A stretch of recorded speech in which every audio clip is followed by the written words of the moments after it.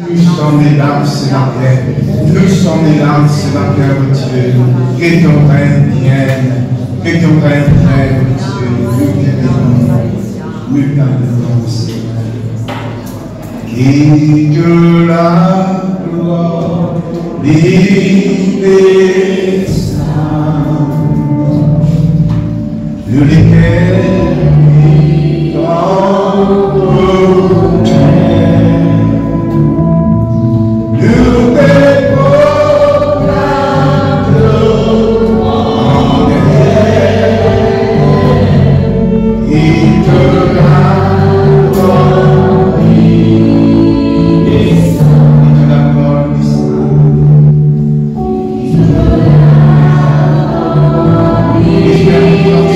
Yes.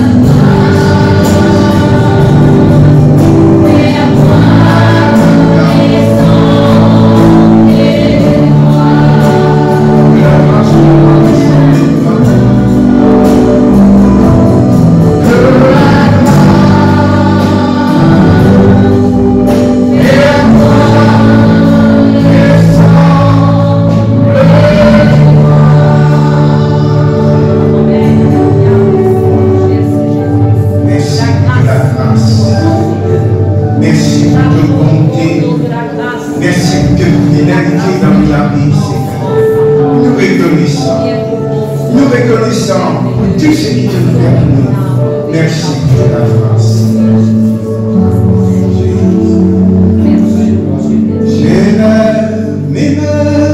Je lève mes mains. Au roi qui revient. Au roi qui revient.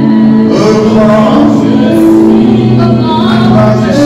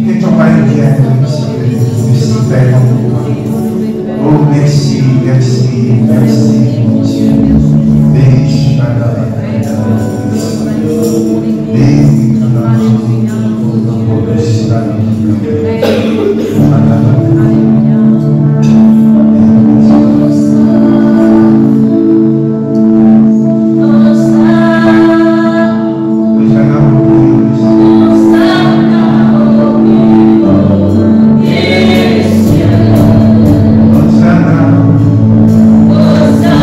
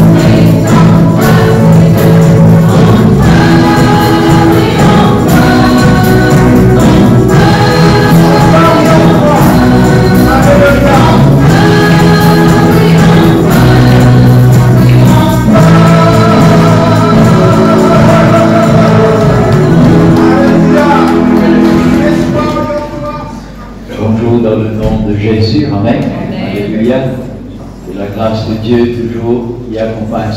Amen, sans la grâce, nous ne sommes pas capables de faire rien. Alléluia. Et nous allons la vivre ensemble dans le livre du prophète Zacharie, qui va continuer une série, les prophéties concernant le Messie, le livre du prophète Zacharie, le chapitre 14, le verset 5. Merci Seigneur. Le livre du prophète Zacharie, le chapitre 14, verset 5. Et deux derniers jeudis, nous regardons la prophétie qui fait déjà accomplie, et bien concernant la venue du Messie.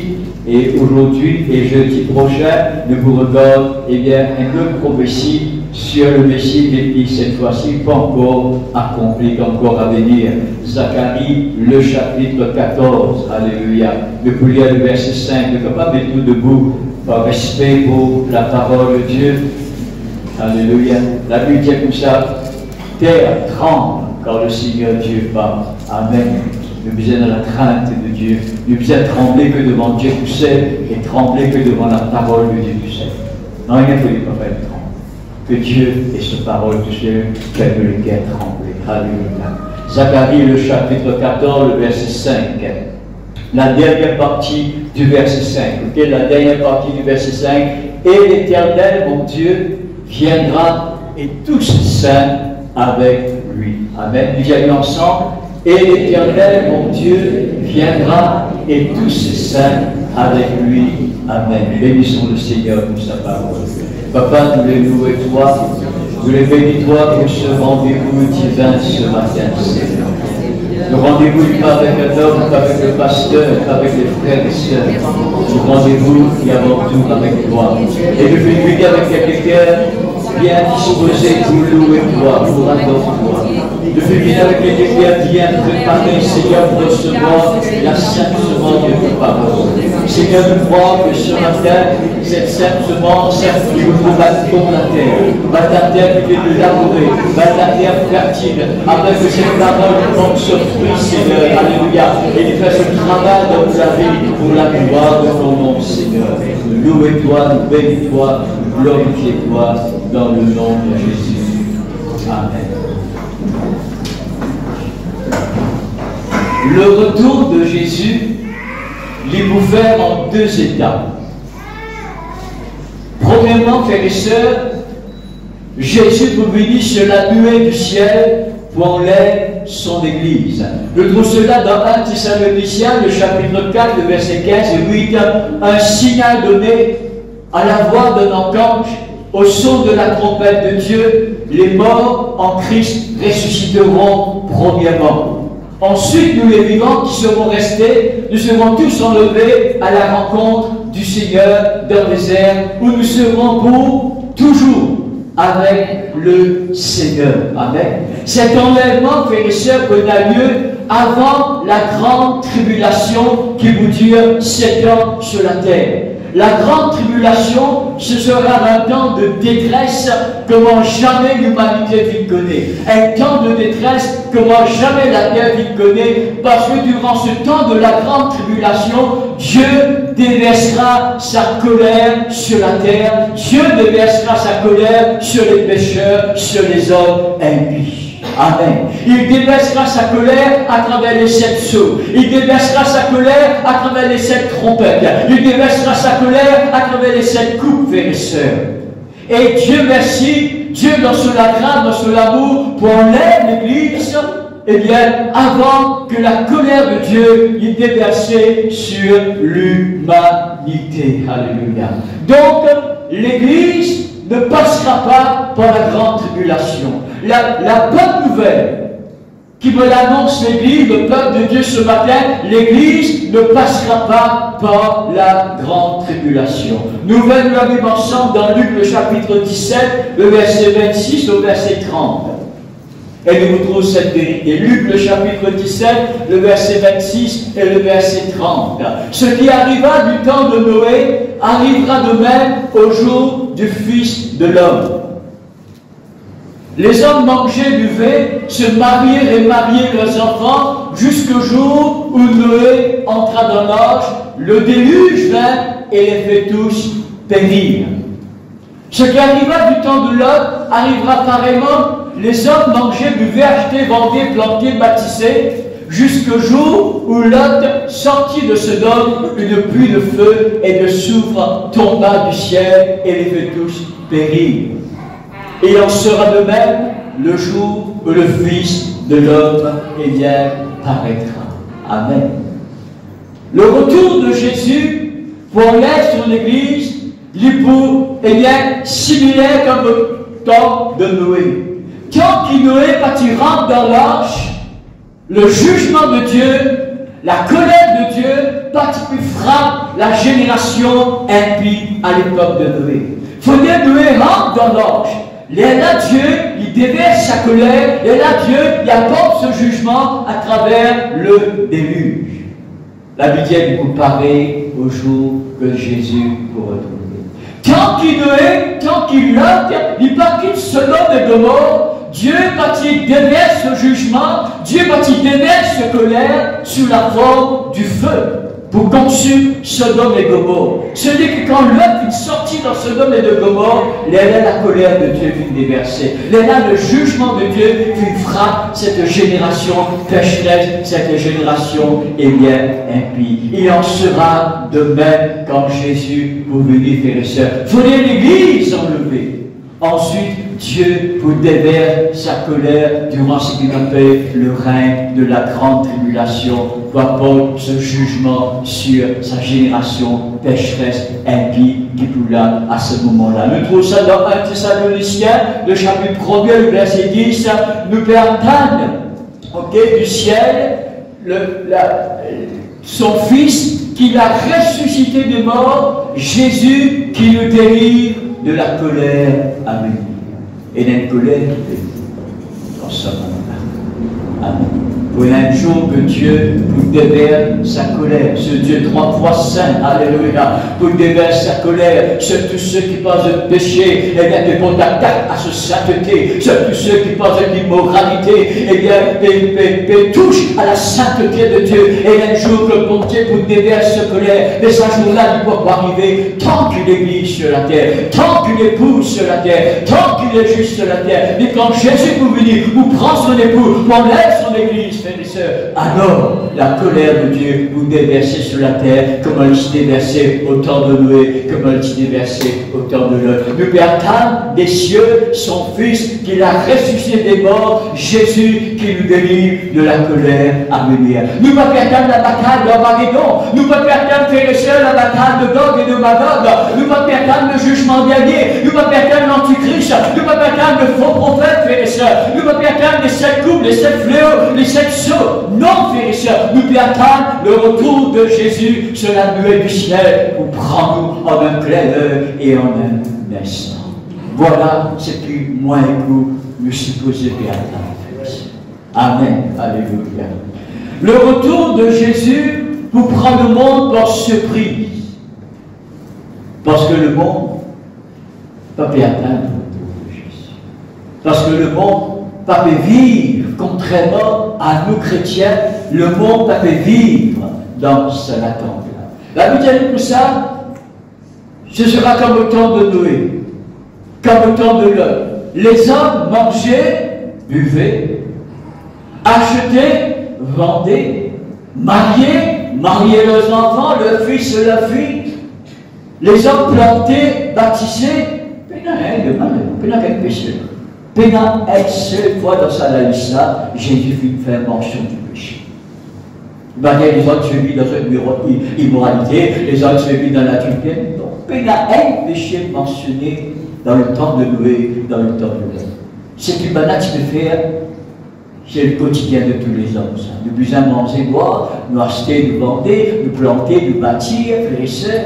Amen. Nous marier les enfants. C'est le train-train quotidien de plus d'être humain. C'est de la vie de tous les jours, ça, frères et sœurs. Ce qui veut dire que le monde, quand Jésus vous venir, va peut préparer pour ce retour. Pas vivre dans l'attente de ce retour.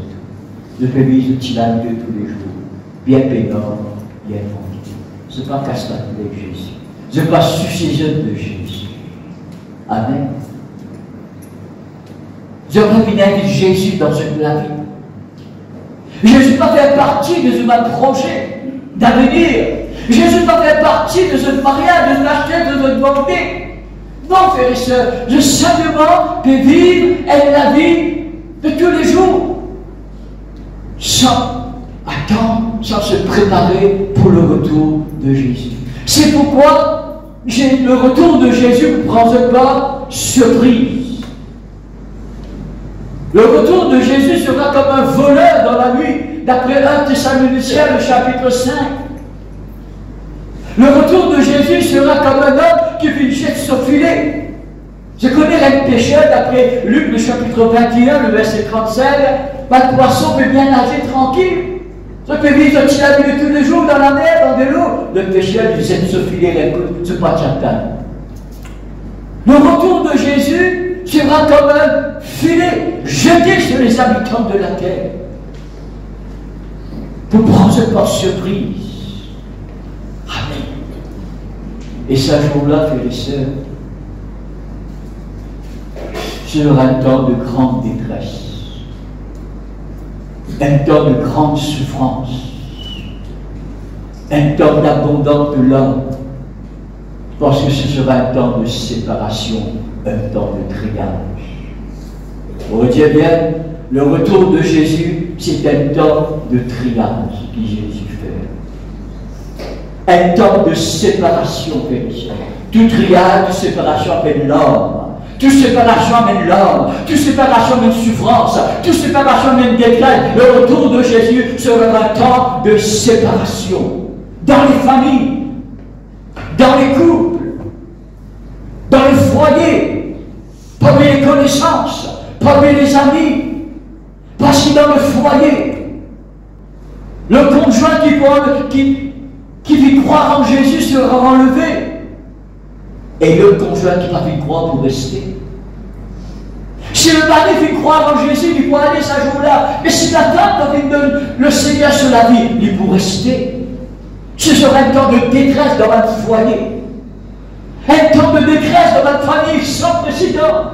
Si votre enfant fait croire en Jésus, votre parent vous perdise de enfants ce jour-là. Et si les parents veulent croire en Jésus, et les enfants vont perdre des jeunes parents ce jour.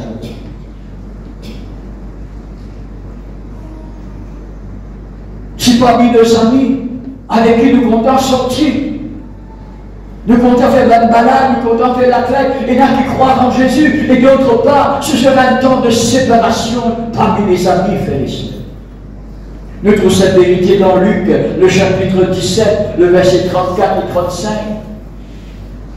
Luc, le chapitre 17, je vous le dis en cette nuit-là, de deux personnes qui seront dans un même lit, le mari et la femme. Prenez ma coupe qui vous brisez, ça je ne vais pas te séparer, frères et sœurs. L'une sera prise et l'autre laissée. De deux femmes qui voudront ensemble, des camarades de travail, des collègues de travail, de bien contentieux, de bien stimulés les uns les autres, de d'amuser pour manger, boire, de sortir ensemble à la mer, de deux femmes qui voudront ensemble, l'une sera prise, celui qui croit en Jésus, et l'autre sera laissé, celui qui va nous donner cela vie à Jésus. Le verset 37, de deux hommes qui seront dans un champ, l'un sera pris et l'autre sera laissé. Un temps de séparation. Non seulement ce sera un temps de séparation entre l'Église et le monde, ce sera un temps de séparation entre frères et sœurs dans l'Église. L'église, écoute-moi bien, fais un message qui sont dans les temps. Non seulement ce sera un temps de détresse dans ce monde, un temps de douleur dans ce monde, quand le monde réalisait, de venir entendre l'évangile prêché, de venir dire que Jésus peut venir, je vais prendre ça pour dire cette femme, cette histoire, et quand ça jour-là fin arrivé, je vais trouver un chrétien qui allait, pour l'église qui allait, et je vais rester. Non seulement ce sera un temps de détresse pour le monde, un temps de souffrance pour le monde, ce sera un temps de détresse dans l'église, un temps de souffrance dans l'église locale, dans l'église du Seigneur et dans l'église locale. Pourquoi? Parce qu'il y a beaucoup d'entre nous croire que c'est pas enlevé, et c'est pas enlevé. Ce sera la plus grande tragédie dans l'Église. Ce sera la plus grande tragédie parmi les chrétiens. Et il y a beaucoup de croire quand Jésus se permet. Il ne sait pas quoi le salut. C'est pour ici. Je vous pleurer amèrement. Ce serait un temps de détresse pour moi, jamais je ne connais ici.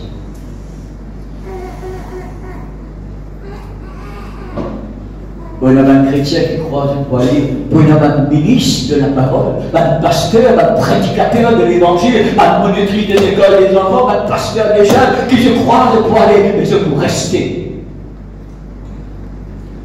Jésus qui dit ça. Matthieu, le chapitre 7, le verset 23. Alors je leur dirai vos vêtements, le verset 22, nous prenons la moitié du verset 22, s'il vous plaît.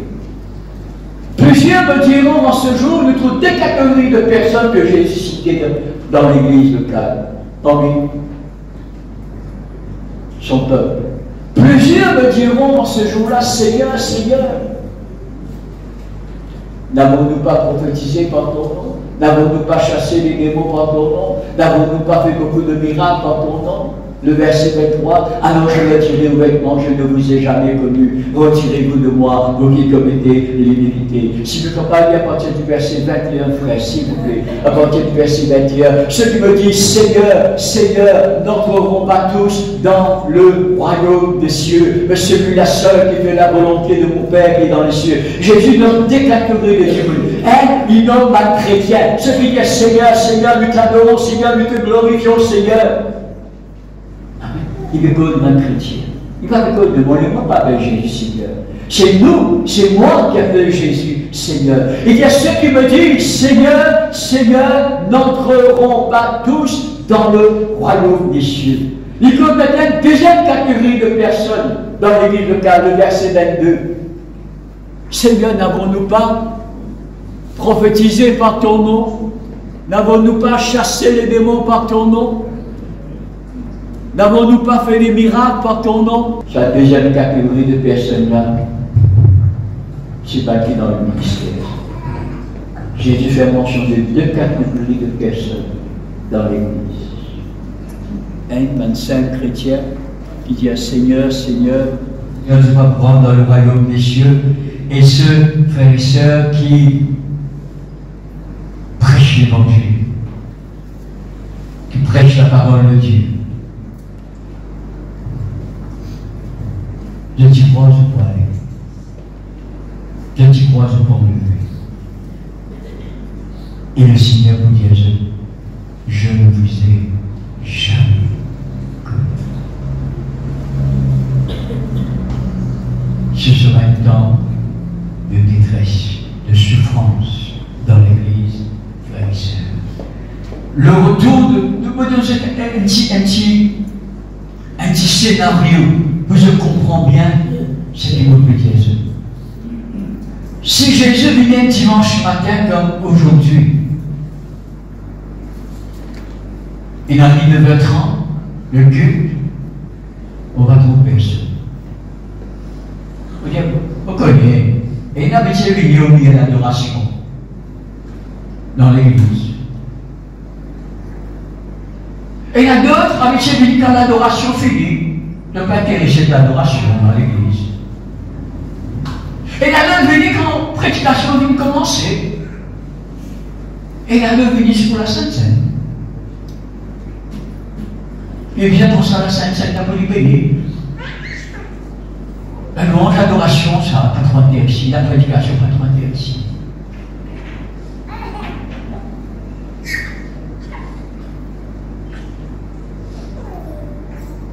Mais là, c'est pas comme ça.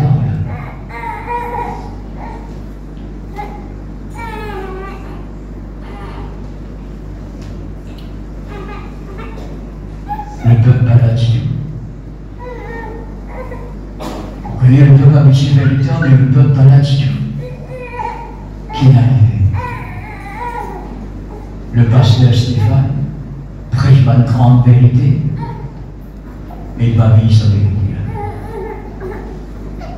Le pasteur Stéphane, il prête une grande vérité biblique, une vérité éternelle de la parole de Dieu, mais lui-même, il n'est pas mis en pratique. Lui-même, il n'est pas vécu. Le pasteur Stéphane restait à l'église.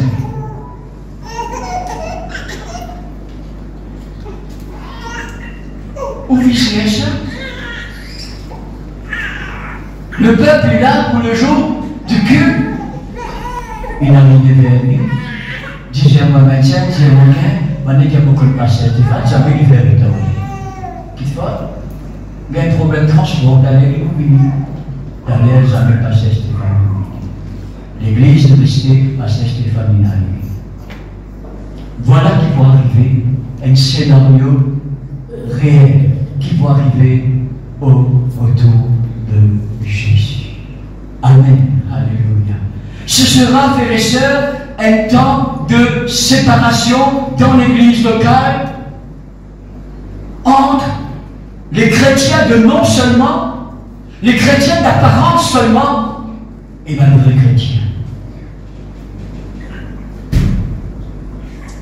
Ce sera un temps de séparation entre ceux qui finissent éveillés dans la vie de l'esprit, dans la vie de la foi, ceux qui réveillés dans la vie pour Dieu, et ceux qui peuvent dormir, ceux qui froident, ceux qui tiennent.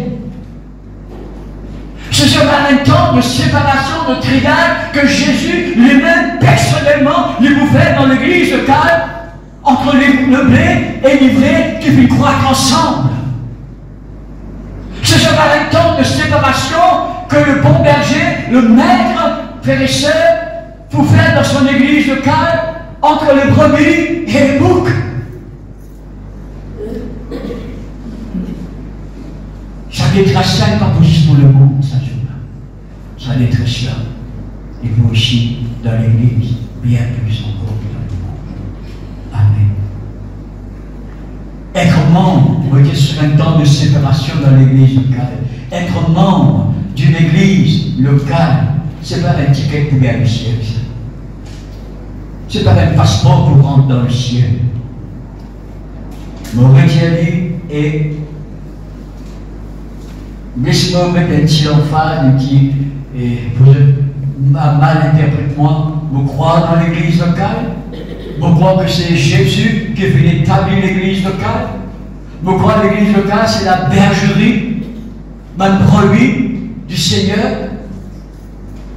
Donc, on croit dans l'existence de l'église locale, on croit dans l'importance de l'église locale, on croit dans l'importance d'un berger, d'un pasteur que Dieu établit dans chaque église locale, on croit d'un chrétien fréquent l'église locale, fidèle dans l'église locale. Mais l'église locale, c'est pas un passeport pour rentrer dans le ciel. C'est pas un ticket pour rentrer dans le ciel. C'est être né de nouveau et vivre en nouveauté de vie. Ça même qu'un ticket pour rentrer dans le ciel. Né de nouveau, quand nous reconnaissons qu'il nous est pécheurs, quand nous confessons nos péchés devant le Seigneur, quand nous prenons Jésus comme notre sauveur et Seigneur, quand nous croyons dans son sacrifice, là, nous nés de nouveau, nous passons par les eaux du baptême et nous vivons en nouveauté de vie. Voilà le ticket vers le ciel. Si quelqu'un ne naît de nouveau, il ne peut rentrer dans le royaume de Dieu. Jésus dit au docteur de la loi, Nicodème. Amen. Le retour de Jésus sera une mission de sauvetage. Dans ce même temps de séparation, un temps de triage, pas moi qui vous fais ça triage, maman va pas connaître ça qui vraiment partenaire à Jésus ou pas, on va connaître un petit monde, on existe l'apparence, on existe dans l'apparence, Jésus se connaît, Paul dit comme ça, le Seigneur connaît ce qui lui appartient. Amen. Paul dit, le Seigneur connaît ce qui lui appartient. Le berger, le bon berger, il compte sur une brebis. Amen. Mais ce sera une mission de sauvetage. Je connais un dimanche qui monte une haute montagne.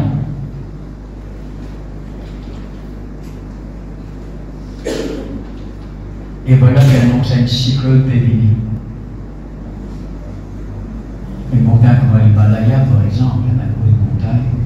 Et la météo qui annonce un cyclone périt dans les heures qui viennent. Cet homme n'est pas capable de descendre en quelques heures. Alors il y a une mission de sauvetage avant la tempête venue, avant la mort venue. Et il y a une mission de sauvetage. Transalpine dans le Saint-Montagne, délivré avant la calamité venue. Le retour de Jésus sera une mission de sauvetage pour son Église, pour les enfants de Dieu, frères et sœurs. Parce que l'épée enlève l'Église, son Église, de la grande tribulation qui vous vit, du règne de l'Antichrist, qui vous régner avec une cruauté qui fait qu'il y a pas, qui fait qu'il y a dans l'institut pour parler en vie.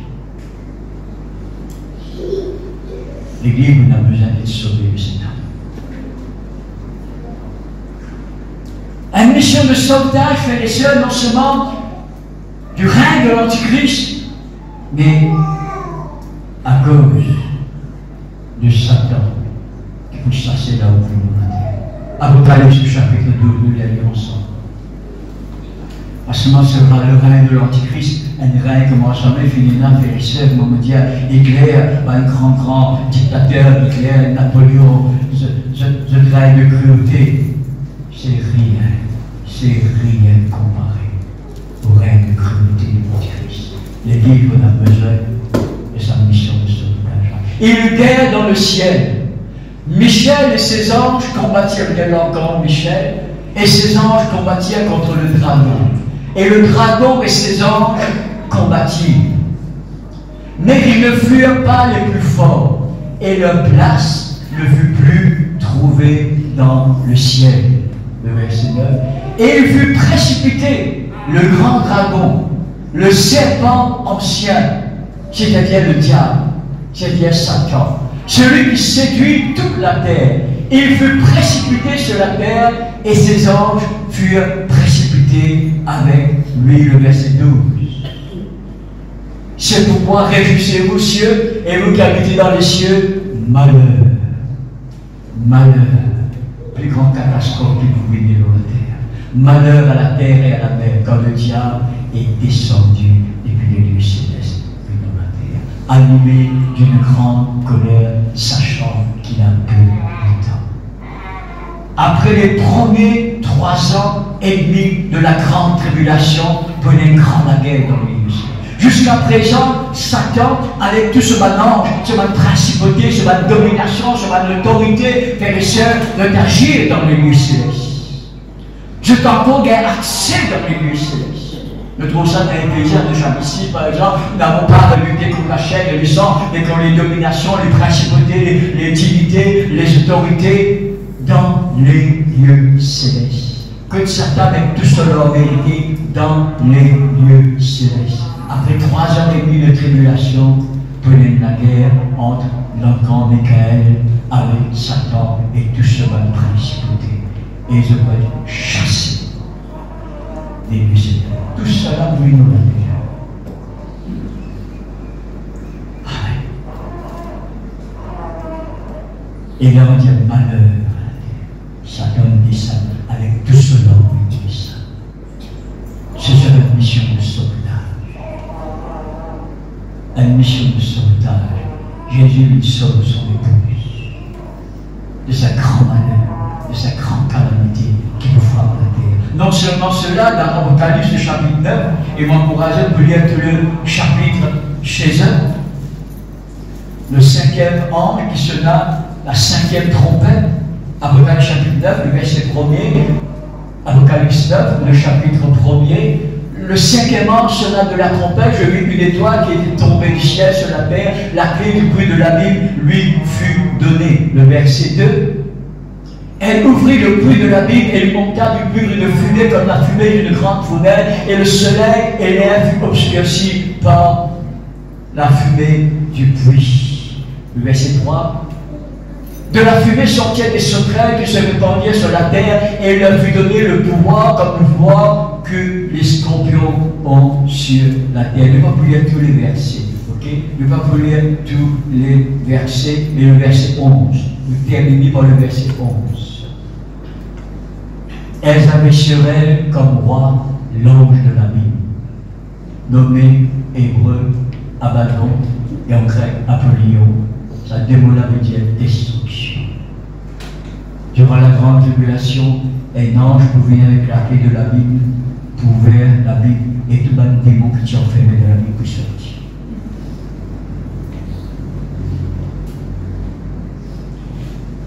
Je ne connais pas tout démon qui a même sur la terre. Et il y a un démon qui finit enfermé dans la Bible. Enchaîné, piétiné dans la Bible. Il y aura un moment que la clé de la Bible peut être donnée. Et ça tout l'a prouvé. Et tout ce qui est un démon qui fut enfermé pendant des siècles et des siècles de tout sortir. La terre pour une invivable. En gros, ce qu'il faut lire, la terre pour une invivable. Et la bonne nouvelle, Jésus peut prendre alors de cela. Ce sera une mission de sauvetage. Amen. Alléluia. À sa première venue, veut dire, à sa naissance, Jésus fut venu en tant qu'agneau de Dieu, qui donne cela vivre en sacrifice pour le pardon des péchés, pour le salut de tous ceux qui croient. Le jour de ce baptême, Jean-Baptiste dit, voici l'agneau de Dieu qui ôte le péché du monde. Ça, c'est à sa première venue. Il fut venu comme l'agneau de Dieu. À sa seconde venue, la première femme de sa seconde venue, il n'est pas venu comme l'agneau de Dieu. Il est venu comme époux qui lui prend son épouse.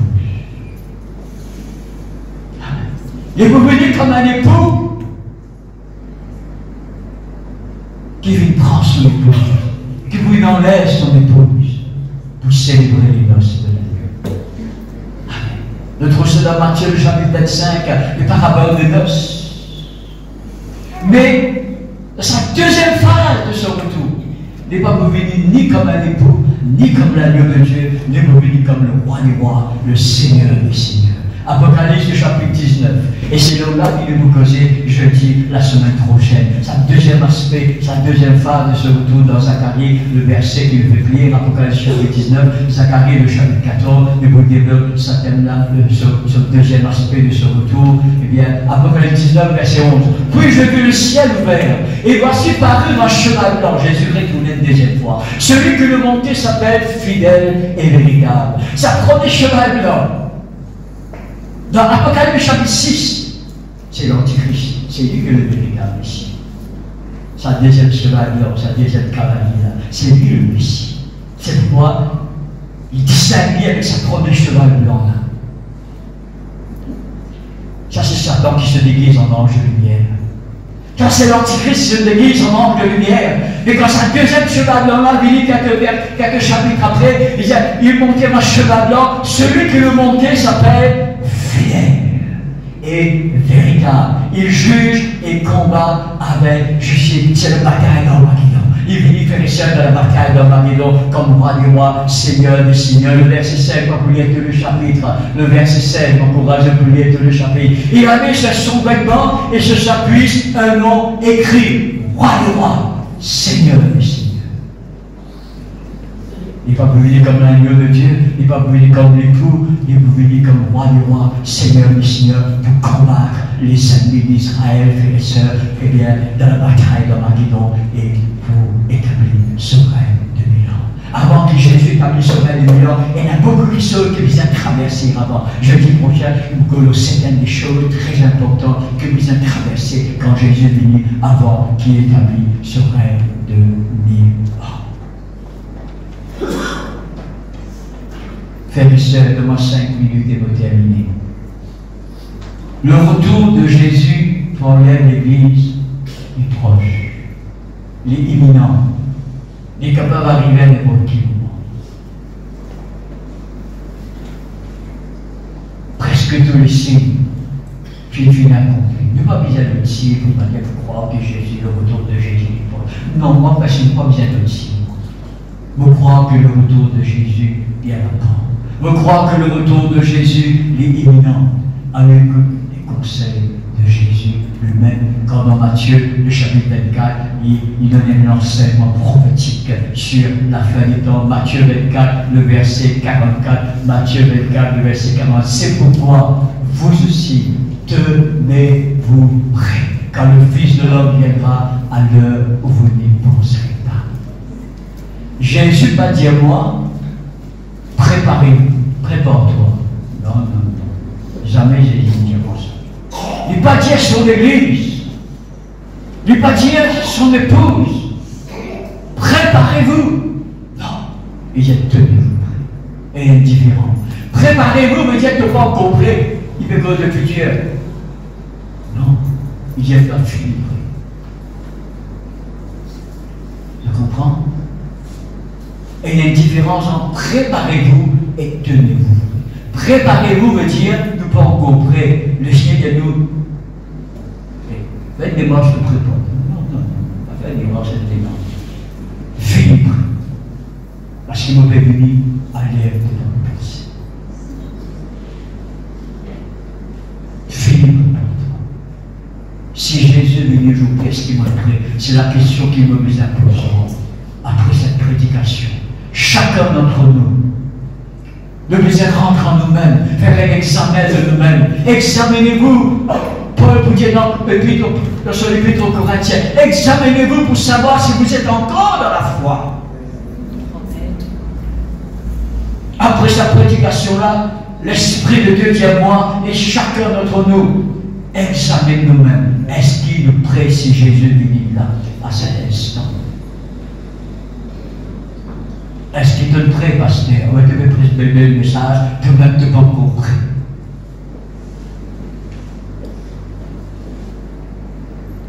Tenez-vous prêts.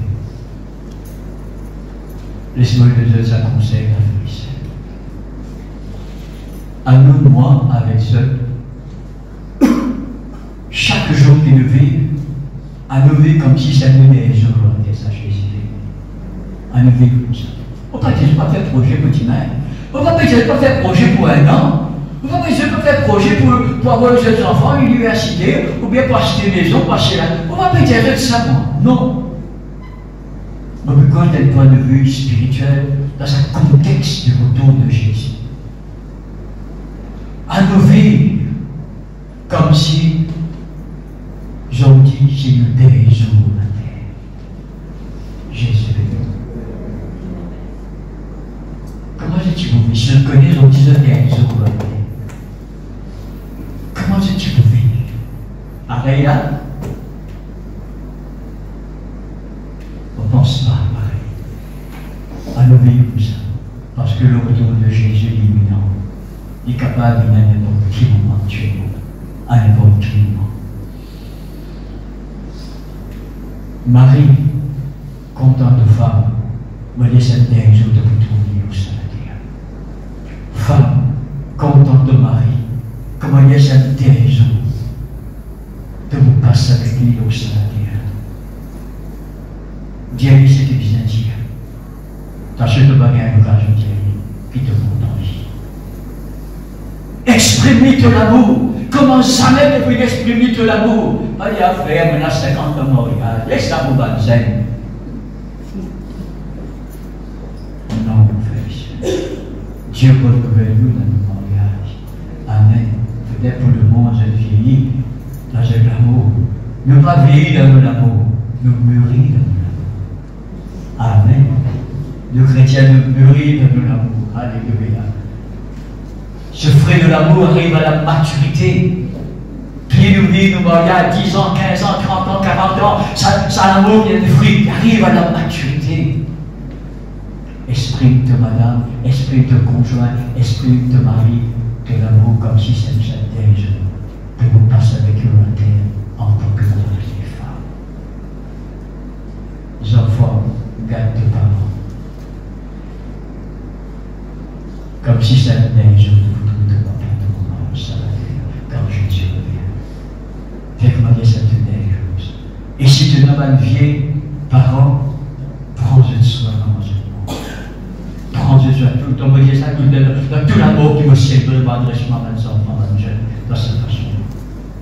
Prends soin de tes bonnes paroles. Garde-les bien. Fais comment dire cette neige, où tu me quand tu me m'en le cœur de ça. L'Église, content de frère, content de sœur. Fais comment dire cette neige de tout le frère ici. Sa frère qui est assis à côté de toi, à ta gauche, à ta droite. Sa frère, sa sœur qui dit mon toi et qui dit à toi. Ok. Qui te gêne les jours de conférence, te gêne les dimanches, qui peut-être parfois te ignorer. Tu n'as pas gagné le temps de dire bonjour. Tu n'as pas gagné le temps de dire comment ça va, frère, comment ça va, sœur.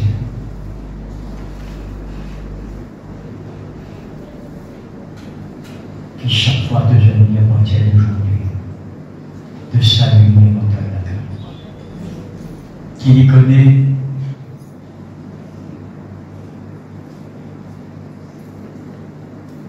qui existait dans toutes les guerres. Qui n'est pas invisible dans sa église. Ça ferait la zamine du monde. Ça serait la zamine qui m'a dit bonjour. Zamine, un petit salut à la tête. Pour lui, on va exister dans sa église. Pour lui, on en est dit. On passe une aperçu, moi, l'homme invisible, la femme invisible. Non. Compte en lui, garde-lui.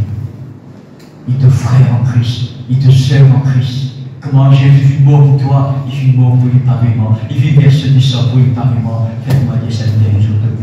De capable d'exprimer de l'amour. Exprimer de l'amour. Amen. Jean le chapitre 13, ce dernier passage,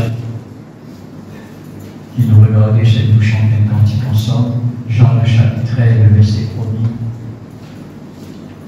1. Avant la fête de la Pâque, Jésus, sachant que son heure était venue de passer de ce monde au Père. Qu'est-ce que la mort? De passer de ce monde au Père. C'est ça la mort. Est-ce que la mort fait peur? Non. La mort est la reine des épouvantes, je veux dire. Mais pour nous, la mort va faire peur. La mort, c'est quoi? C'est simplement de passer de ce monde à la Père. C'est un passage du temps dans l'éternité. Jésus, sachant que son heure était venue passer de ce monde, le Père veut à la mort, ayant aimé les siens, tout autre qui compte dans les siens, qui était dans le monde, mais il connaît, il peut aller, il met le paquet dans son amour. C'est une expression. Une expression bien crue. Il a tout goûté dans sa main. Il est déjà content les siens. On peut dire que l'amour de Dieu, il est monté, il dit ça. Mais moi, je comprends. C'est ça, l'amour de Dieu, il est stable. Il n'est pas qu'à compter de l'autre. Donc, il plaît, il dit même moi. Sinon, l'amour de Dieu, il est stable. Et mon vie, il ne faut pas trop comprendre sa version. Mais mon vie, je comprends. Mon vie, je trouve sa réalité appliquée à nos frères et sœurs. Lui qui dit déjà content les siens, mais il connaît, il peut aller, mais le comble à son amour. Mets le comble à ton amour pour tes conjoints. Mets le comble à ton amour pour tes enfants. Mets le comble à ton amour pour tes parents. Mets le comble à ton amour pour tes bonnes frères, pour tes bonnes sœurs. Alléluia. Pour les membres de ta famille. Content-je avec tout ce qui te prépare. Amen. Comme si ça même de neige. Que le Seigneur les bénisse.